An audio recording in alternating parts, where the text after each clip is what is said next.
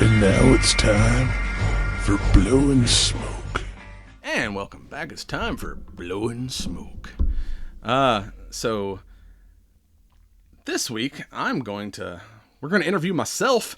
I'm going to talk about my weekend at Goals, which is the Gun Owners Advocacy and Leadership Summit, the Gun Owners of America convention. Somehow I managed to convince people that I'm real media and get media access to the event and see all of the things. Me and the Ginger Avenger, dude. You got to try to come next year if we get passes again, because that shit was fun. It's just it gets really hard for me because this starts to get our busy time of the year for some reason, and both at work and in podcasting. Yeah, just because we got Dragon Con coming up next week, actually. So the first day of the con was a media-only range day where a lot of the vendors brought out guns and accessories to try. So, yeah, I shot a lot of cool things. So I'm giving my top 3 guns I tried on range day is how we're going to start this off. And start with honorable mention, Primary Arms, which... they're mainly a optic manufacturer, but they're also like a gun dealer. You can buy a lot of things on their website. But they had the coolest kind of range day booth because they actually set up a little shoot house. So you got to like pick one of their... they had like a selection of rifles and pistols with their optics on it, and you got to run through like a little shoot house engaging targets, which was kind of cooler than just standing on the line like, here's our new gun, shoot it and tell us what you think. I was like, oh, that's kind of cool. It's giving you a little something to do here. That, and I can't remember his name right now. I met their like marketing guy, and he was smoking a fat cigar, and he's like, I need to be on y'all's podcast. I was like, come on, dude, let's do this. Yeah, for sure. And they had one of the best patches at range day, because I got like looks like a Cobra Kai patch, but it's a Primary Arms, and it's like a Cobra holding an optic. But as far as the guns go, I would say my number 3, I'm going to say, is a company called Wren Metalworks. They're making integrally suppressed cowboy guns. So like lever actions that have built-in suppressors. And these things look something like straight out of a freaking Fallout game. They look cool as shit. And then I shot the 4570 and a 38-357 with that. Not only were they quiet, but it seemed like it reduced some of the kick of the 4570. So it was like actually comfortable to shoot, but also like quiet. If you might ever shot like a standard 4570, that thing kind of kicks like a bitch. I don't think there's any kind of to it. I think it does. I mean, that's the only rifle rated for T-Rexes, so... Yeah, those... I mean, they are stupid expensive if you go... I mean, it's probably a $6,000-$7,000 rifle, but if you can afford one, definitely try it out. Nah, you can never assume, like, it's always subjective. Somebody look at a couple $1,000 or, several thousand and be like, that's just play money. Yeah, I mean, those things were pretty awesome. Number 2, which I didn't know this existed until I saw it, and I'm like, now I want one. A company called Freedom Ordnance was making a belt-fed 9mm AR that also took Glock mags if you run out of belts. That thing looked cool because when you open it up, it looked like a miniaturized version of the saw. It was like the belt interface looked very much like the big, squad automatic machine gun. And they also had it equipped with a force reset trigger, which is legally not full auto, but it's about the closest you can get to full auto without paying a lot of money. Yeah, belt-fed 9mm out of a force reset package. I was like, oh, that's fun as fuck. I'm so naive in some of this stuff, like, because to me, the binary trigger was going to be, kind of the game changer. And it was for the time, but now this force reset, because I've got a rifle equipped with a binary trigger. This force reset is way faster. Because binary, it's like it fires when you pull and when you release, where the forced reset, the movement of your bolt forces your trigger back into firing position. So as long as you're putting pressure on it, as soon as it resets, it pulls again. So as long as you got your kind of hold that trigger to the rear as it's resetting, it's causing it to fire again. So it's like, So that's how they're getting, Yeah. one shot per, 'cause, action. it's technically one shot per trigger pull, but it helps you do it really, really fast. And of course, number one thing, I finally shot a Barrett 50 cal, and it was a suppressed Barrett 50 cal. So, I mean, that's like not even fair. Of course, like my first time shooting a 50 would make the top of the list. But I also shot the Thompson 50 cal, the TA 50, which that thing, it had some cool features. Like it had a left-handed, because it was bolt action, so it had a left-handed bolt, so you didn't have to take your firing hand off the grip to run the action. But the downside of it was not suppressed and had a giant muzzle brake on it. So just the muzzle blast of that thing was like getting punched in the face. I'm like, if you emptied a mag in this thing, you would give yourself a TBI. So yeah, it's fun to shoot like limitedly. Then the second day of the con was a media only day on the floor. We got to talk to all the vendors before it got super crowded, and it was way bigger than I thought it was going to be, because my original plan was, I'll do all my interviews on media day. That way the first day of the con is actually open to the public. I can just walk the floor and see things.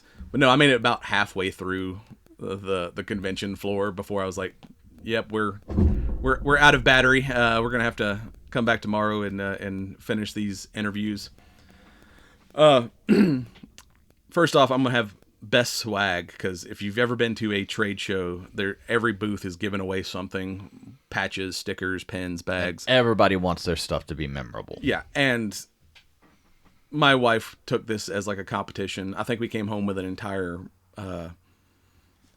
grocery bag full of patches and stickers. I think I counted like 40 patches and like 100 stickers. So yeah, we got all the swag.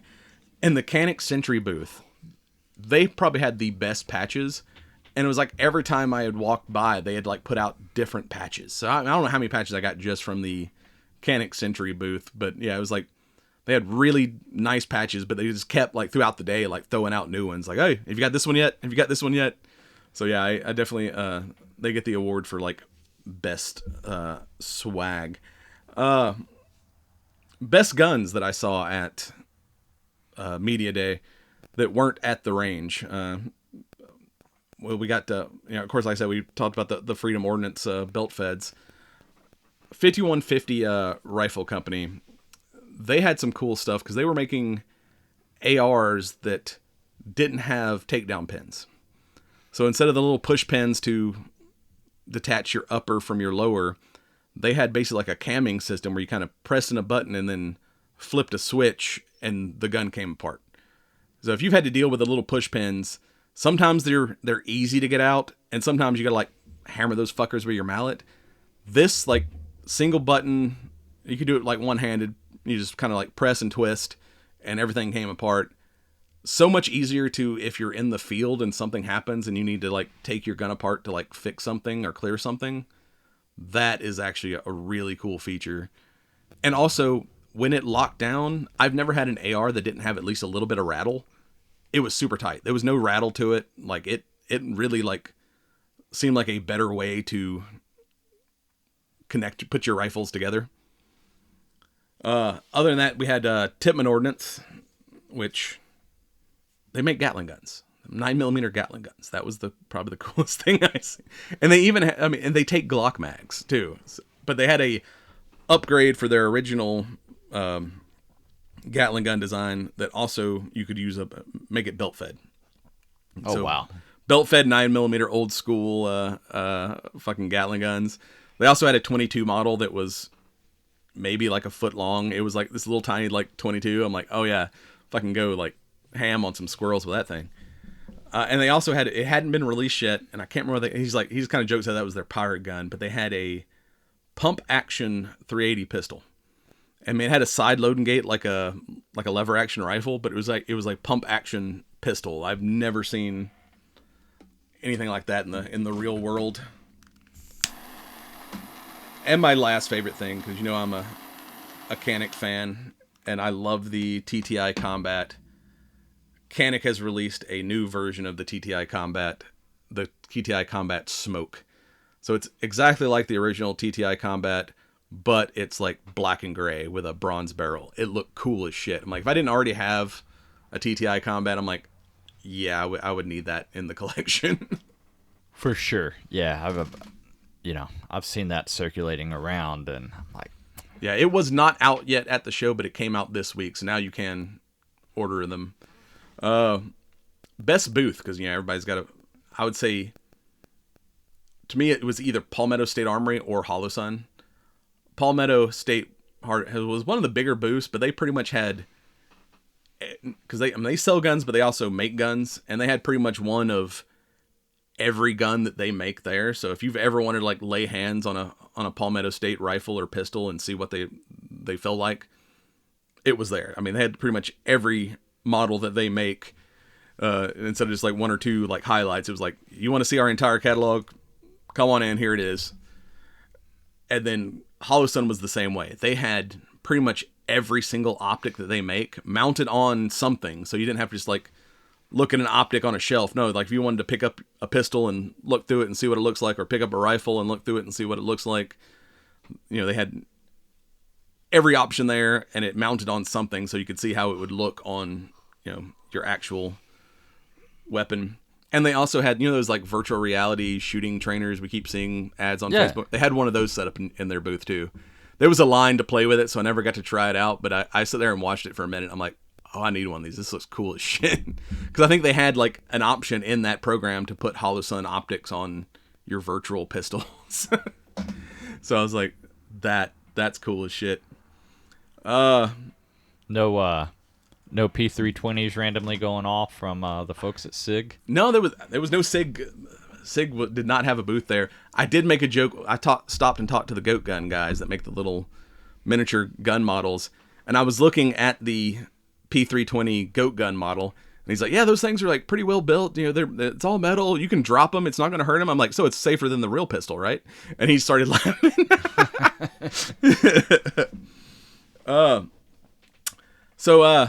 Let's move on to my best non-guns, best non-shooting things that I saw at the show.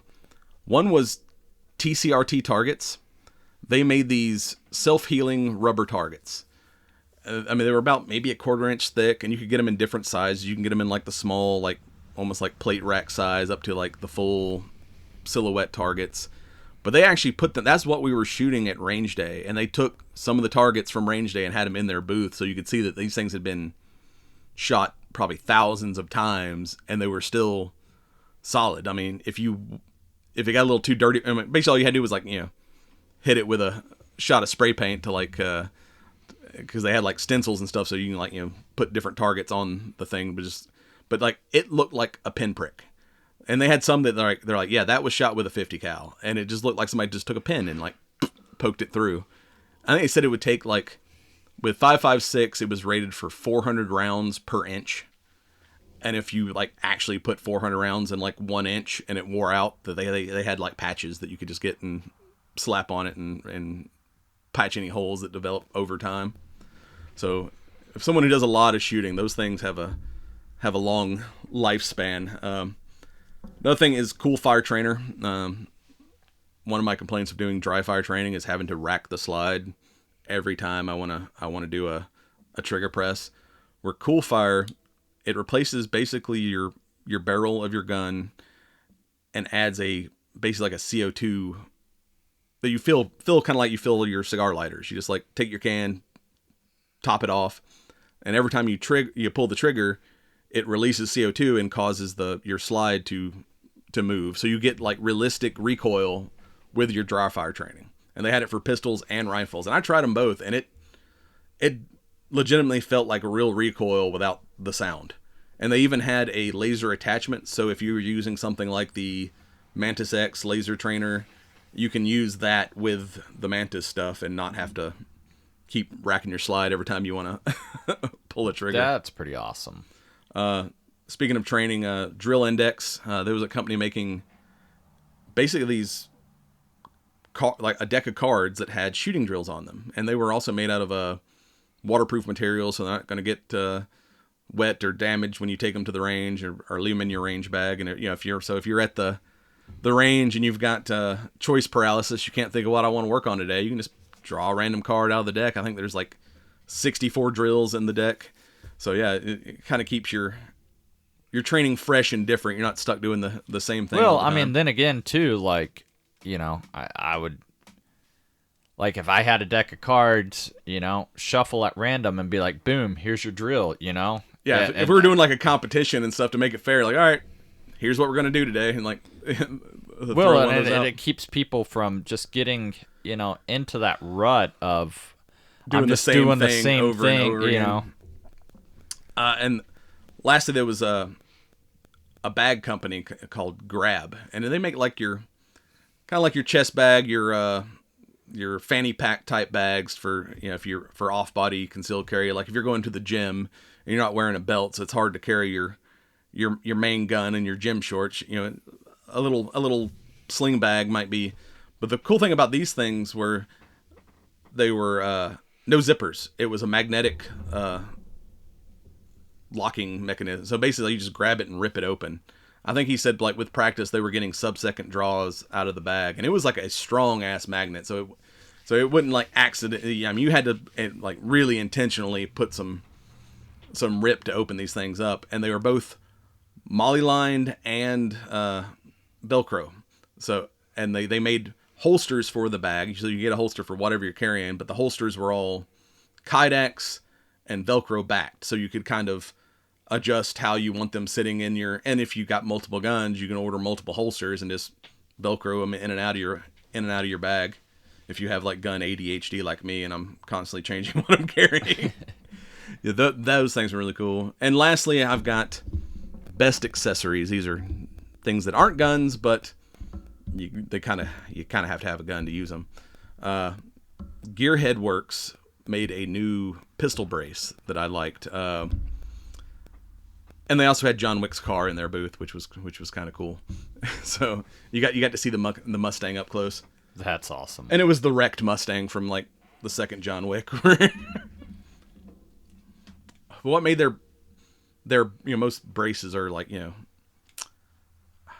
can only use them as unintentionally shouldering them. They're kind of useless as an actual brace.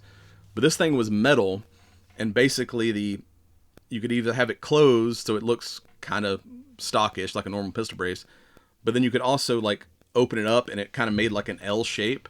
So when you held it, it basically braced itself against your forearm from underneath and supported the weight of the gun. So you could actually fire one-handed with a rifle, and it balanced like really well. So if you actually need a brace because you don't maybe have the use of both hands, this one was actually functional, kind of as braces were originally meant to be. And they were actually, you could switch them too from like right to left on some of the models, depending on which hand you need braced. Also, we had Stern Defense that they made basically a quick detach for your stocks and your barrels. So you could break your gun down, and they had like a demo AR pistol and basically a lunchbox. Like, I mean, I was like, that thing would fit in like a travel humidor. I was like, what are we smoking today? Fools or cigars? I got my hidden AR pistol in my my travel humidor. And they were having like a relay race at range day where you had to like throw stocks on 3 rifles and see who could do it the fastest. And those things were, I mean, it's basically just push and twist. So that was kind of cool. And then Meta Tactical was making, I think they called it the MX1. It was a like a PC carbine case that you put your Glock inside, kind of like the old Ronies. But with this one, it was kind of a universal fit. So it had like a moving locking mechanism. So you didn't have to like buy one specifically for this pistol. You basically just like slide the locking mechanism around, and you could fit multiple sizes of pistols in the same chassis system. Oh, that's awesome. And lastly, and I also got to give these guys the award for best business card, was Maverick Tactical. They were a body armor company, and they had some of the lightest plates I've ever picked up. And they had a bulletproof, basically t-shirt, but a lot of those bulletproof t-shirts are thick and bulky like a regular bulletproof vest, where this one was They had some kind of new super flexible, thin, light body armor. I mean, it was rated up to like 44 Magnum, but it was super thin, so it actually looked like a t-shirt when you were wearing it. And their business card was a poker chip, and it said "Don't gamble with your life," which I'm like, all right, that's pretty fucking cool. So that's all I got for goals. There, if you go to our YouTube channel and want to hear more of these things, there's like 3 videos on our YouTube channel from that weekend, and they are all live now. So go check those out, and we'll be right back with some news.